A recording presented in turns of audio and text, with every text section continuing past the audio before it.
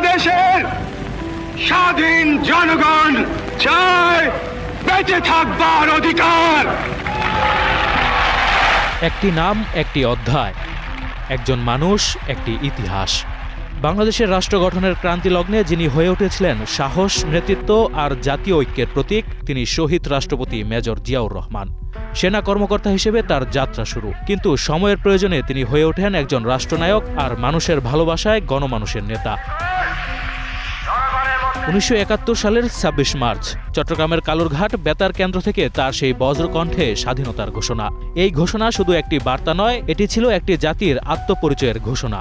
মুক্তিযুদ্ধে সম্মুখ সমরে নেতৃত্ব দিয়েছেন মেজর জিয়া। সেক্টর কমান্ডার হিসেবে যুদ্ধ করেছেন, অনুপ্রাণিত করেছেন মুক্তিযোদ্ধাদের। যুদ্ধ শেষে তিনি ফিরেছেন একজন বীর মুক্তিযোদ্ধা হিসেবে। কিন্তু ইতিহাস তাকে থামতে দেয়নি সেখানেই। স্বাধীনতার পর দেশ যখন রাজনৈতিক অস্থিরতা, ষড়যন্ত্র আর হতাশার অন্ধকারে, তখন সামনে আসেন মেজর জিয়া। দায়িত্ব নেন রাষ্ট্র পরিচালনার। ক্ষমতার রাজনীতিতে নয়, বরং রাষ্ট্র গঠনের কঠিন বাস্তবতায় তার পদচারণা। তিনি বিশ্বাস করতেন রাষ্ট্র টিকে থাকবে জনগণের উপর দাঁড়িয়ে। গ্রামে ছিল তার রাজনীতির কেন্দ্র। কৃষক, শ্রমিক, মেহনতি মানুষ, এই মানুষদের নিয়েই তার রাষ্ট্রচিন্তা। তিনি চালু করেন বহুদলীয় গণতন্ত্র, সংবাদপত্রের স্বাধীনতা ফেরান, গঠন করেন বিএনপি, বাংলাদেশ জাতীয়তাবাদী দল। তার দর্শন ছিল পরিষ্কার, বাংলাদেশি জাতীয়তাবাদ, যেখানে ধর্ম, ভাষা, সংস্কৃতি মিলিয়ে একটি সার্বভৌম পরিচয়।